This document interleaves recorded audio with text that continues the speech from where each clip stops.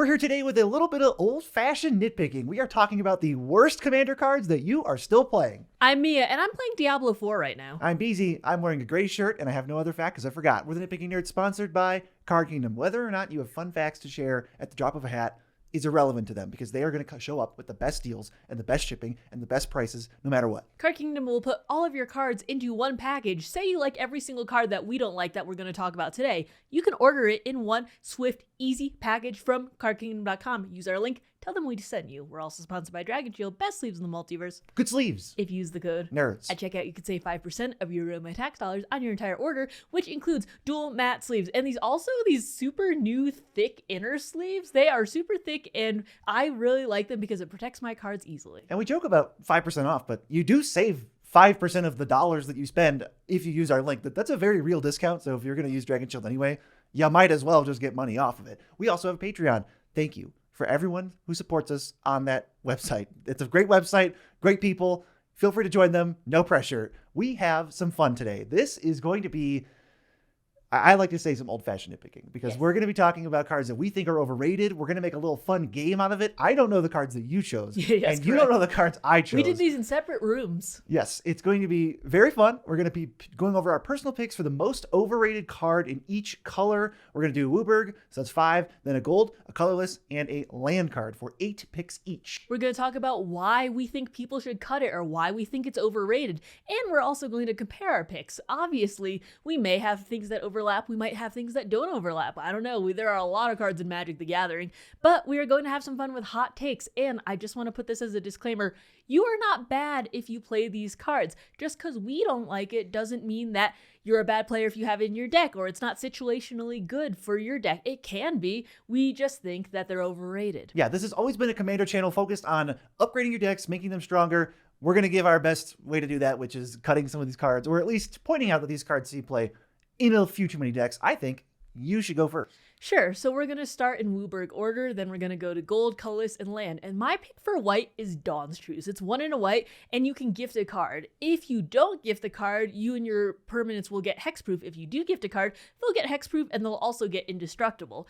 I feel like with Dawn's Truce, it's a card that people can slot in any deck. And that's true for a lot of these spells that will protect them. Things like Teferi's Protection stuff, but I feel like we don't put things in like Heroic Intervention to begin with.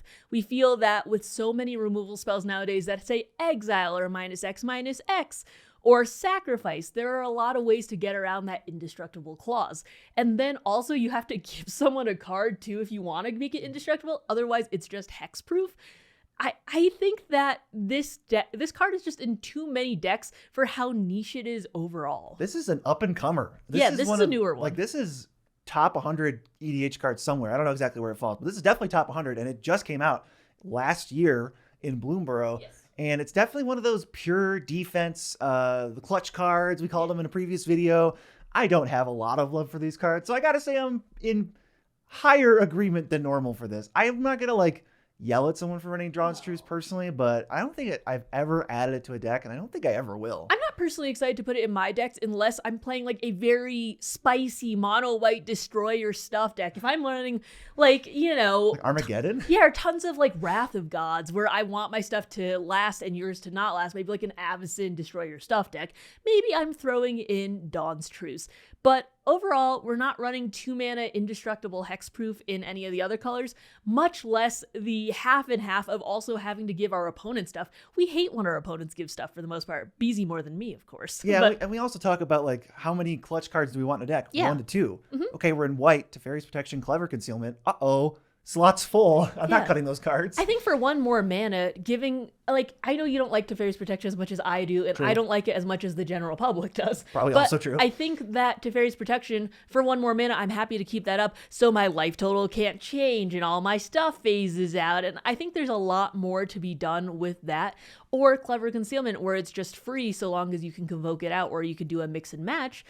Rather than always keeping up 2 mana for Dawn's Truce when it won't even save me from half of the board wipes that I like to run to begin with. Just for fun, on the fly, I'm going to go ahead and score that. I will give you a 7 out of 10 agree. Okay. With that. And we'll move on to my white card. This is Land Tax. White for an enchantment. At the beginning of your upkeep, if somebody has more lands than you, you go find 3 basics and you put them in your hand, And the more I think about this card, the more I just go, are we just past the point where land tax is that great? The never miss a land drop. It comes with a cost, though. First of all, 20%, 25% of the time, this doesn't work in the early game. In the late game, this is a bad card. So I'm kind of not judging it on that front. Like, I recognize this card is bad in the late game. I don't want to draw it. It's pretty bad. But when I do want to draw it, the early game, 25% of the time, I'm going first.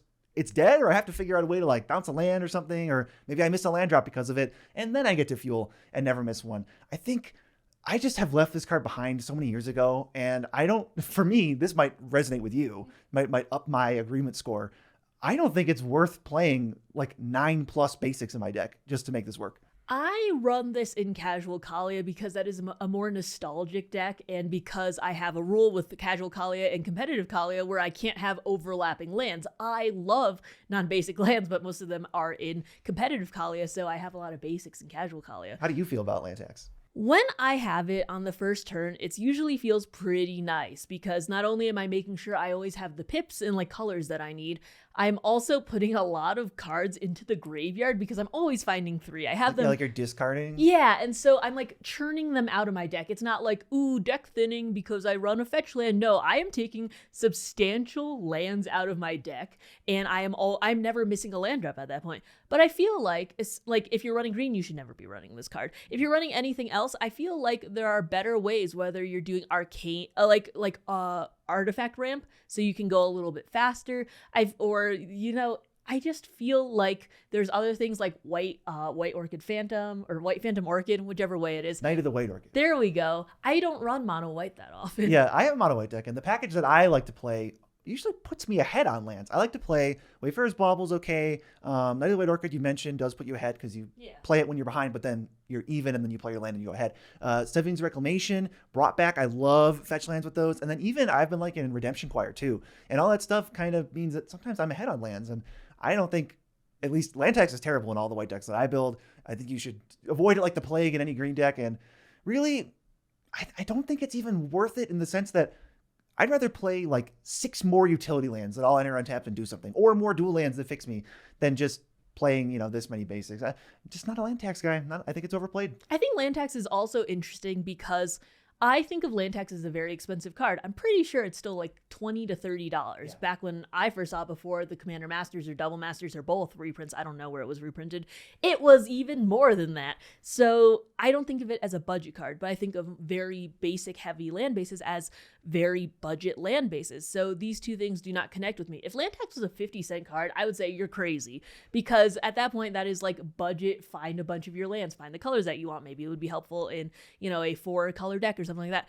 But because you're not restricted by budget if you're playing land tax, I think it just doesn't usually fit where my head is at with it. I think it's like 5 out of 10. I think it's a playable card, but I would not encourage most people to be playing it. So you're like 5 out of 10 agree? Yeah, like I don't think it's the worst card ever, but I feel like mid-late game, as you mentioned, it's bad.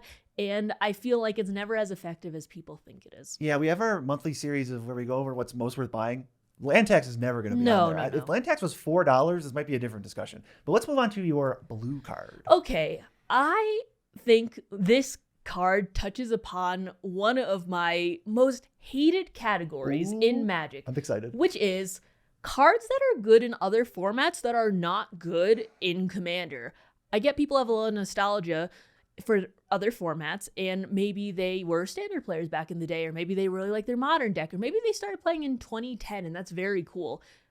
Why is Flusterstorm in your deck in Commander? It's a blue counterspell that says counter target instant or sorcery unless they pay 1, but it also has Storm.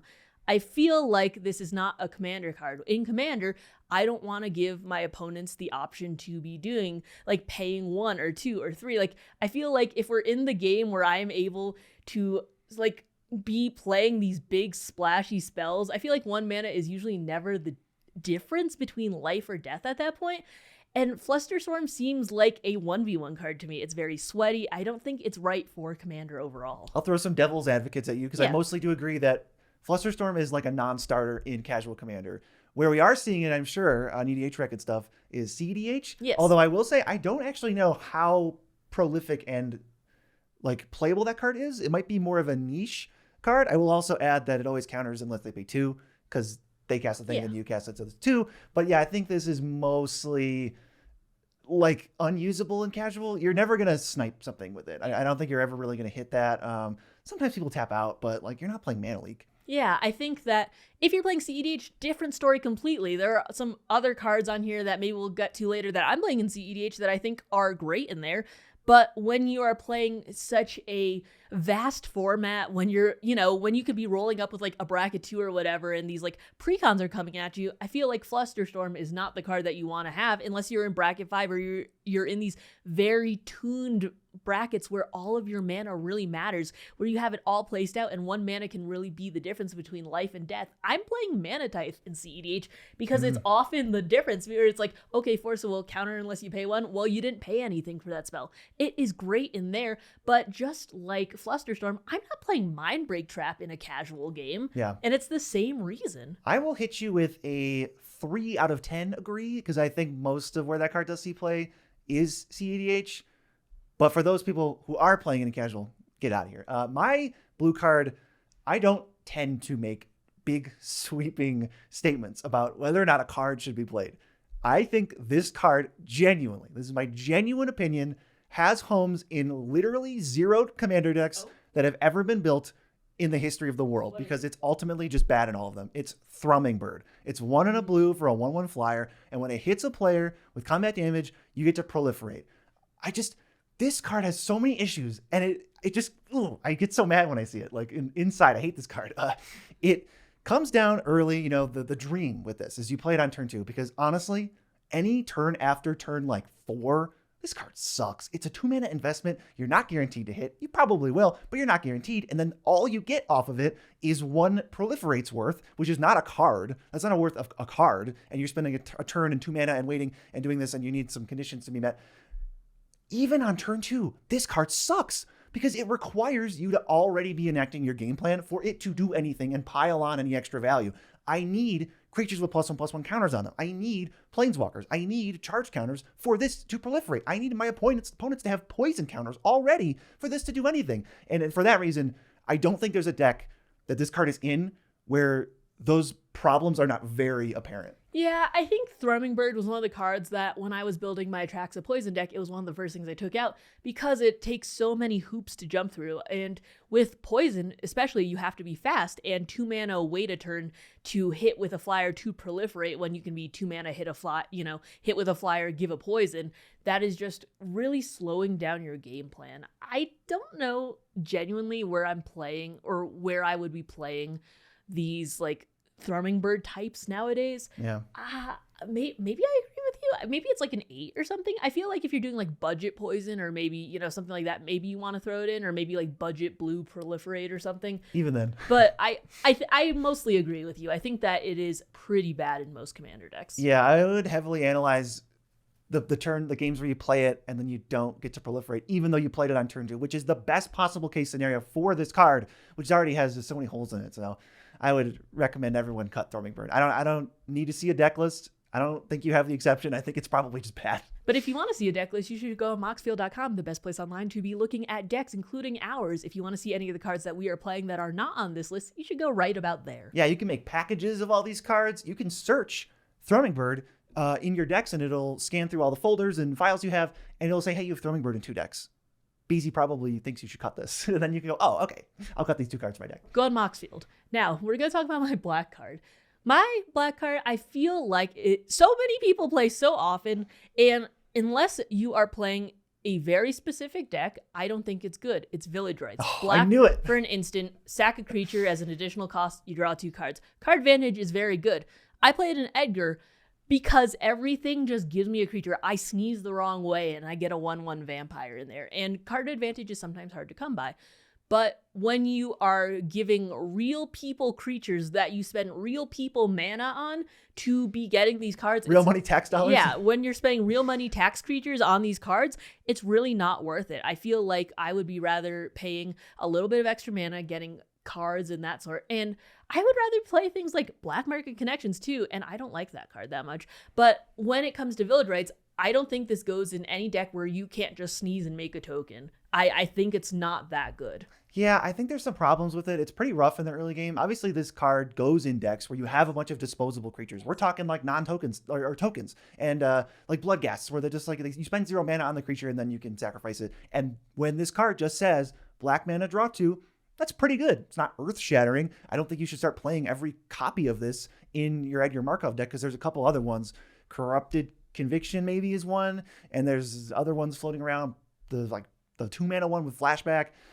I tend to stray away from these. I think they're pretty rough in the early game. And where I like cantrippy, Night's Whispery type effects, what I think makes them so extra appealing is they can help you hit land drops in the early game. So if you're stumbling, Village Rites isn't that great in your opener, but it's kind of like the opposite of Hummingbird. Anytime after like turn 4, it's totally fine. It's like black for a double cycle. I'm going to hit you with like a 9 out of 10 agree because I don't like Village Rites that much. Yeah. One card, if you're looking for a replacement that I will shout out real quick, Plumb the Forbidden. That card is 20 times better. That card is insanely good. Plumb the Forbidden has been very good. I also feel like with Village Rites, it's kind of like when we don't like Faithless Looting that sort. Because when you think about how many real cards are you spending to get how many cards back, it's like you're not even sometimes. When it's Faithless Looting, you have to discard and you play the card and you draw 2. You're net even on cards. But when it comes to Village Rites, if you make the token by accident or something, you go, wow, black and a card to draw 2, that's a pretty good deal. But if you're spending a real people card and you're playing Village Rites and you're paying black to draw 2 cards, you are still net even. Yeah, if you sacrifice like a Thraben Inspector, I don't think you're really like cooking that hard. No, I don't think so either. All right, for my black card, I don't know if I've ever mentioned this around you, but I really don't like Kaya's Ghost Form. This is a black. You have definitely mentioned that around me. Black for an aura. Well, we hang out a lot. You enchant a creature, and then when your creature, and when it dies or is exiled, you return it to the battlefield under your control. This card sees so much play. I've never even considered this. I think this card is very weird. It's sort of like a preemptive Malakir Rebirth, where you play it, and then you're going to do something proactively to sack it and then retrigger it. But like, this card I feel like is way too fancy. There's definitely a million scenarios where this card is not very good, like if they respond to it because it's an aura and it goes on the stack, or if you don't have that many creatures worth playing, or the board state is not conducive to that, if someone can bounce your creature, it's embarrassing. But like, why don't we just play Reanimate? Like the spell Reanimate and the spell Animate Dead, I think do what Kaya's Ghost Form tricks you into thinking it does way better. Because what I want to do is pay 1 mana, enchant my creature, proactively sack it, and then get the ETB again, or get the whatever value again. Just sack it and then reanimate it. It's like the same amount of mana, except Reanimate has almost no dead scenarios because it's every graveyard. It doesn't need to be on the field. It doesn't need to be dead this turn.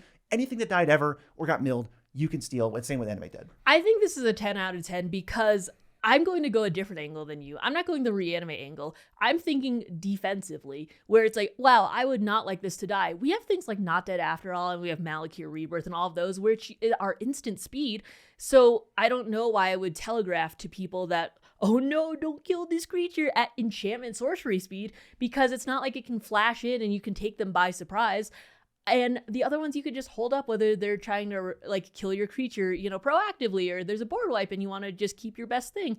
I feel like with Kaya's Ghost Form, I'm never like running it where it's like, wow, this black enchantment, I'm not running it in my like green-white enchantments deck, obviously. So it's not going to give me any effects for the most part, because that's not the colors that Enchantress is in. And I'm not getting the element of surprise when I'm having things like, Not Dead After All or instant speed, bring it back. So even on the defensive side, I think it's a really bad card. Yes, and if you want to talk about the top 3 decks that this card is in, I was very curious. Number 1 is Ariat.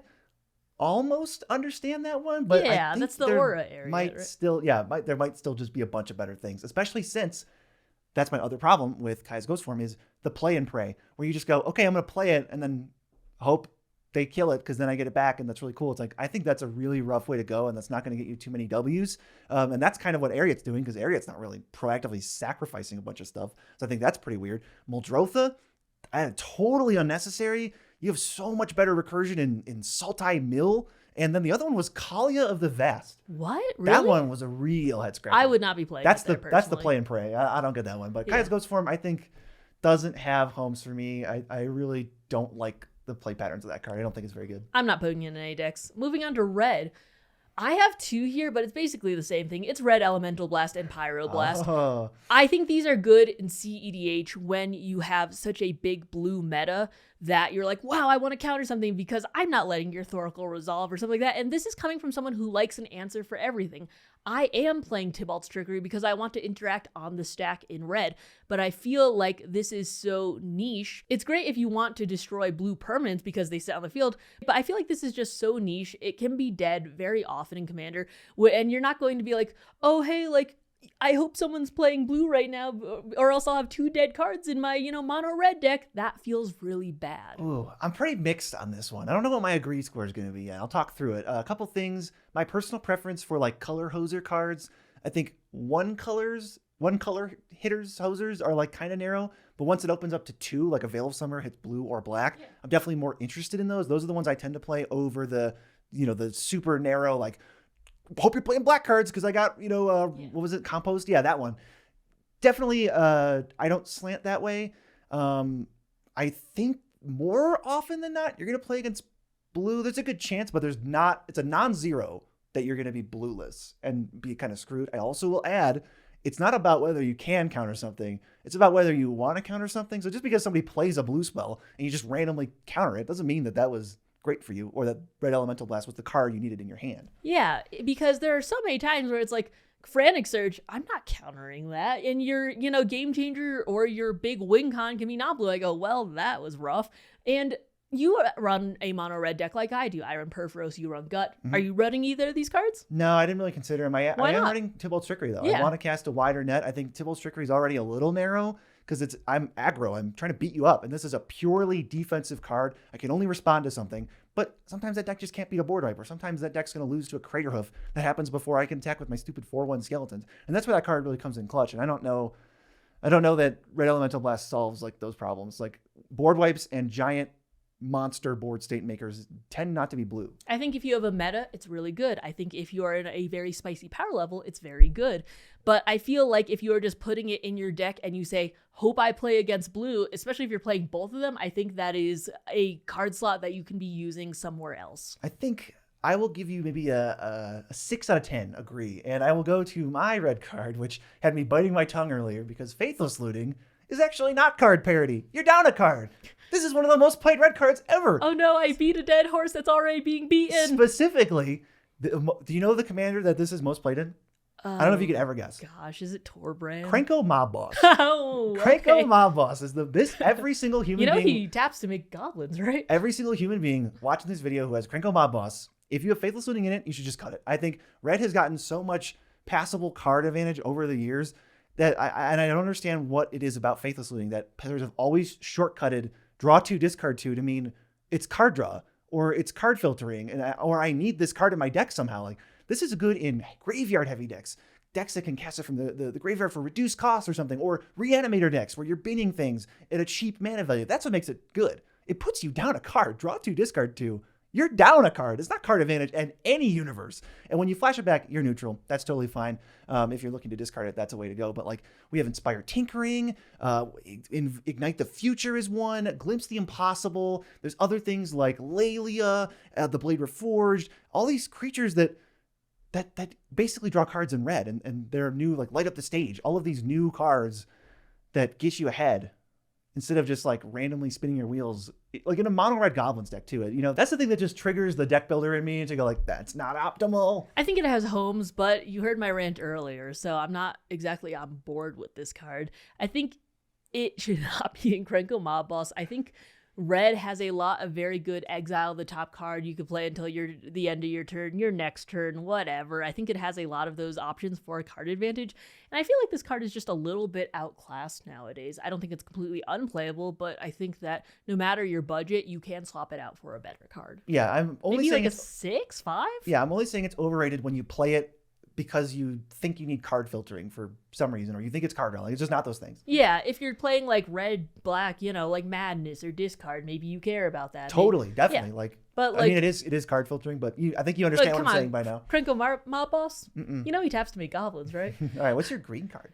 This is going to show my age. I really am sick of seeing Crows and Grip. It's 3 mana, split second, destroy artifact or enchantment instant. I've been seeing this since I started playing Commander, and I don't know why I'm still seeing it when we have things like Pick Your Poison, or we have things like Nature's Claim, where we have less mana and we can be destroying things earlier in the game. And split second often does not matter. Maybe it mattered for you once when you stopped someone's Aether Flux and you went, wow, I'm going to keep playing this card. I don't really think you should. I'm going to hit you with an early 10 out of 10 agree. Okay. I think it's one of the most overplayed cards ever. I think the times where it justifies its inclusion are so few and far between, maybe like 5% of the time or 10% of the time even. But the 90% of the time, you overpaid for Naturalized. And the going rate for that with Force of Vigor or like the other 1 mana ones you mentioned is like, what does the average out to? Like a half, 1.25 mana. Like, I really don't want to pay much more than that for answering stuff. Pick Your Poison answers up to 3 things, by the way.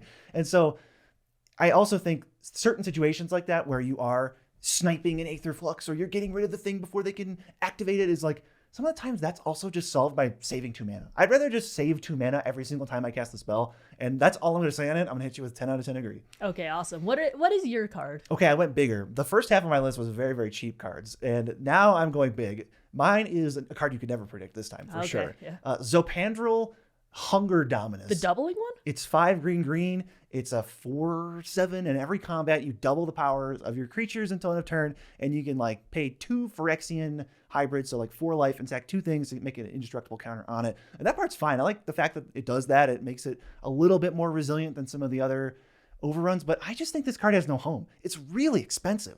And when I look at what I want in a finisher, I want to go so big, over the top. I want to maximize my board, and I want to kill people in like 1 or 2 swings, or 1 swing kills a player, and then the next turn I try to take over the game.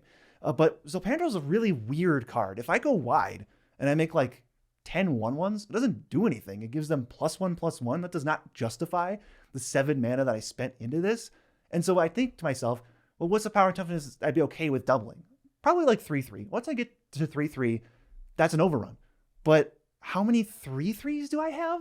Where like I have 10 3/3s and then I want to overrun them? I just attack for 30 if I have 10 3/3s. I don't think this card, there's not like a position where this makes sense. If it's doubling your creatures from 5 to 10, you already have 5. Yeah, I think this one is a tough one because, as you mentioned, it is very expensive. Maybe it is a little bit better because it's a creature, but it's not worth paying the extra mana because I'm thinking about the enchantment, 1 green, double all the stuff. That's right. A natural growth or something? Yeah, and then there's like Earthshaker Giant that's just 6 mana with overrun attached. Yeah, and I feel like when I'm playing mono green, which I love to do, my biggest like fear or worry in that is I have the stat and I have the butt and the power, but I don't have the trample. And this is not giving trample, and it can be chump blocked at that point. And then it's like it has a good line on it, but I'm not paying 7 mana for that. And I like that it gives itself indestructible, but I still don't think it's worth it when it's so susceptible as a creature. I'll give that like an 8. I could see people playing it and paying the extra mana just because it is a creature over some of the enchantments, but I think that with its mana cost, this is not the level of finisher that I want to be paying for 7 mana. Moving on to gold, I love beating a dead horse, and I am sick of seeing Ink Shield everywhere. It's 3 black, white for an instant that says it's a fog, but for every 1 damage that you prevent, you create a 2/1 instead. This is a very expensive fog. I don't mind fogs to some extent if they're free, like the Obscuring Hazes, 1 mana like normal fogs, 3 mana for Arachnogenesis if you care about spiders, or anything like that. Maybe you care about type. 5 mana to keep up? What is the lowest amount that you are going to be paying 5 mana for like X amount of these Inklings for? You really need to figure that out before you put this in your deck. I would love to fire this off where I prevented 30 damage and I get 32 ones, but that's often not the case. Are you going to fire it off if they swing 4 damage at you for 4 2/1s? Well, that seems kind of like a bad rate for 5 mana to keep up, so you'll keep it in your hand. And then they'll swing 4 more at you, maybe 6. Will you fire it off at 6? That's a little bit better. 5 mana still feels bad, though, for that. I won't continue to beat a dead horse too much longer, but some of my biggest problems with this, there are many decks in the format that just don't even care that you have this card in your deck. It'll never be a blowout, because it can't, because they're just going to Comet Storm you, or they're going to slowly drain you out with Aristocrats, or something like that. They're going to mill you out. Some decks just don't even care that you have this. On top of all the problems you listed, which I fully agree with, hit you with a 9 out of 10. Yeah, I want to keep this short and sweet because I've talked about this on the channel before. What is yours? Like, can I guess? I guess? You can guess, but it's wrong. Is it Boros Charm? It's not Boros Charm. Okay, because Look, you hate that card. I think I'm going a little deeper in the Nitpicking Nerds hatred reserves. So I've got a card that I don't hate, but it's a card I think we can all just move past. Death Sprout. It was 1 black, green for an instant. You destroy a creature, and then you search for a library for a land, basic land, put it into play tapped, and then shuffle. So it's like a 2 for 1. Kind of, right? Like a 1.5 for 1. I get to kill your thing, and then I get something out of it too. But when we're talking about upgrading decks, we're talking about playing better cards, winning more games, the going rate for black removal, it's 0. This is 1 green black, you said? 1 black, green. Oh, okay. So it's awful. So we're paying 4 mana to destroy, and this card takes a lot of play. It's got coolness factor. It does? The art is metal. It's amazing. It was in some precons. That's partially where this spills over to, but this card sees a lot of play. I've seen it in play personally in non-precon decks all the time. It's just kind of like a coolness holdover. And I was trying to think, okay, let's assume that getting a land is a 2 for 1. Let's just say that is. If this spell just said destroy a creature, draw a card, I still can't put that card in my deck. 4 mana is so much to pay. We're paying 3 mana for 3 for 1s. And even if this is a 2 for 1, I'm taking one thing off and drawing. I just rather play Soul Shatter or, again, Snuff Out, Deadly Relic, Lethal Scheme. I feel like 3 mana overall is not where I want to be playing my removal. I'm taking Beast Within out of things that are not mono green. I do not play Putrefy anywhere because I think that card is awful because of the rate of it. The going rate for black kill spells nowadays is 0. And there's a lot of them, whether they're convoked or, they are snuffed out or whatever.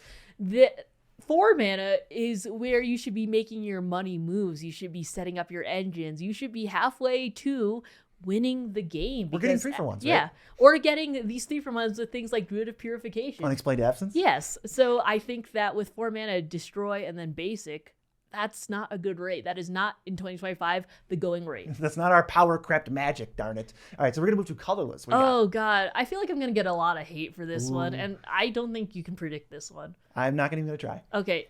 I am sick of seeing Sensei's Top. Sensei's Top. 1 mana for an artifact. If you pay 1, you look at the top 3, put them back in any order. You could tap it to draw a card and then put this on top. I think that in the decks that it can combo with, it's great. If you care about the top card of your library, it's awesome. Yuriko players looking at you. I play it with Bolas' Citadel and Aetherflux because that is a combo where I can just laser people to death. But I don't think it's generically good enough to be playing if you don't care about artifacts or the top of your deck or comboing out. It is cheap to put down, that is true. It is not card advantage. Paying 1 mana to look at the top 3 and put them back in any order is not card advantage. Drawing it and then putting it back is not card advantage. And so if you don't care about cheap artifacts or the top or whatever, I don't think this is a good card. And I feel like I see it played in a lot of decks where it's like, here you go, pass. This is a great one. Super good pick. I see people flounder with this more than I see people like profit with this. I think I don't even have this in my Cascade deck. I don't know. I think I might have this in 0 decks. It feels like it's more fancy than good. And I totally agree with everything you said where this card has homes for sure. Very powerful card, especially when you start cantripping off artifacts or whatever like that. Like that's very good. No denying that. But I do see this thrown in as like I need a 100th card. I really don't think it pulls enough weight for that. I don't want to spend like 4 mana to do a couple scries. I'm not saying that that's like a joke or it's terrible, but I never find the time. I really don't find the time in my games for that, especially when I don't have any synergy going on. I need something where it's like, I'm reducing the cost, or I drew a card because I played it. Something that gets it out of my hand in the first place, because I don't find that I want to spin the top that much. I feel like people don't play enough card advantage to begin with, and when you throw this in your deck, it's not card advantage. Maybe if you go, whoa, I love having 10 billion artifacts on here, and this is one of 10 billion. That's really cool. But the amount of times I've just seen this sit on the field and they go, okay, I have 1 mana left over. End step, I'll look at the top 3 and then go back and go, well, I didn't find a land. I'll look at the top 3 again, and then just kind of scramble with it. I feel like it never pulls its weight. 7 out of 10 agree for me. I think people tend to flounder with that one. It is overrated. It's not a bad card. No, I think it's a great card. If I think it's this good and the community thinks it's this good, that's still overrated. Yeah. Even if bad is all the way down here. I think this is a great card. I feel like people are playing it way too much, so it's not a great card in their decks. I think it's not a great card in most of the homes that I see it in. Yeah, maybe this shouldn't be like one of the most played percentage-wise colorless cards. Yes, I think so too. Jumping over to mine is a card you play. Okay. And I don't even think you think it's that good, though. It's Psychosis Crawler. It's a 5-mana star, and whenever you draw a card, each opponent loses life. The star is equal to your hand size. This is a weird card, and I think I know why this card sees so much play, even though it's not good. This is one of the only payoffs for you being able to weaponize your own card draw. And people put that in because it feels right. I'm playing a deck that wants to wheel or draw a bunch of cards, so I should put the payoffs in. There are very few of those. I'll just put all of them in, all 3 of them, let's say. And this card, I think, even in those dedicated draw decks, is probably just better left on the sidelines, which is an awkward feeling, but that's why I think it's just overplayed, overrated. I would like to justify me playing this because I put this in when I powered down my deck. That's what I'm saying. I don't even think you think it's busted. You just play it. Yeah, I made my card draw deck bracket 4. I like Teferi's Puzzle Box in there. I had Orcish Bowmasters. I had all of the things that make a Nekuzar Plus deck very, very sweaty. And then I didn't like that power level. I didn't like that play pattern. And so I took out all the sweaty cards and I put in more fun, more expensive, clunky cards. And Psychosis Crawler is one of them.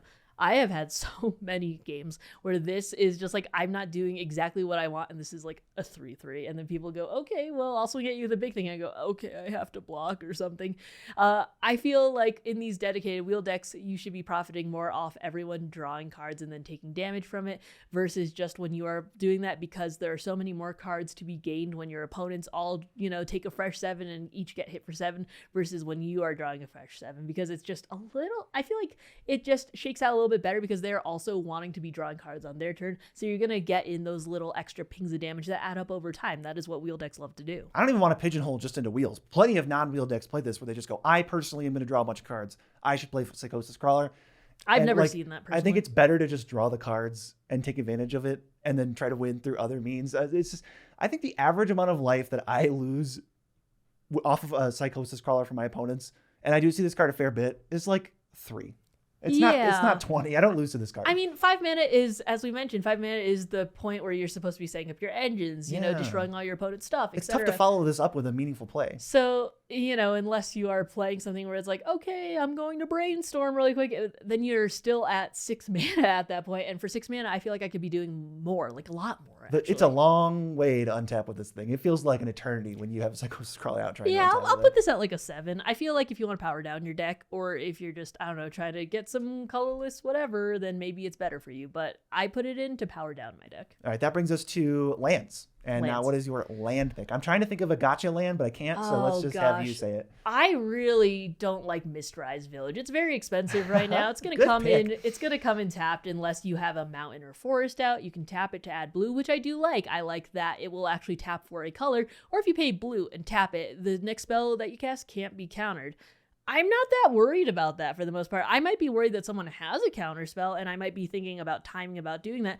But I'm never so worried about that where I'm going to be paying 2 mana to be not countering other people's stuff. At that point, why wouldn't I just put in more interaction in my deck to be able to counter stuff, counter their counter spells, or just have that option to me? I feel like that this might be good if you're playing like mono blue and you just like really want your Field of the Dead mana base, or you just really want to have different colored lands in that. But if you're, I feel like it just never does enough to where I'm saying 2 mana, I'm going to hope and pray that this spell does not get countered if I don't already know that you have a counter spell in your hand for some reason. Yep, I am totally on board with this. I don't think we got to talk too much about how I think this card was a little overhyped. And when it was like $8-10, I was like, what's going on? Like, I just don't think there's that many scenarios where I want to pump 2 extra mana preemptively into my spell. If this was like target spell you control can't be countered this turn, where like now when you put it on the stack, they can't counter it and you can save the mana until you need it, that's totally different.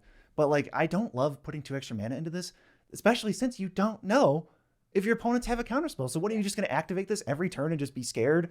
I don't know. To me, it's a lot to be putting into it also. It's good when you're winning, but when you're trying to claw past parity in this board stall, like, I can't afford to do this. Yeah, I feel like if it were kind of like what you're talking about, where if it was like a Maze of Ith where you can like keep it back, but instead it like could tap threat of activation. Yeah, threat of activation, and you had that, I would be more excited to play it.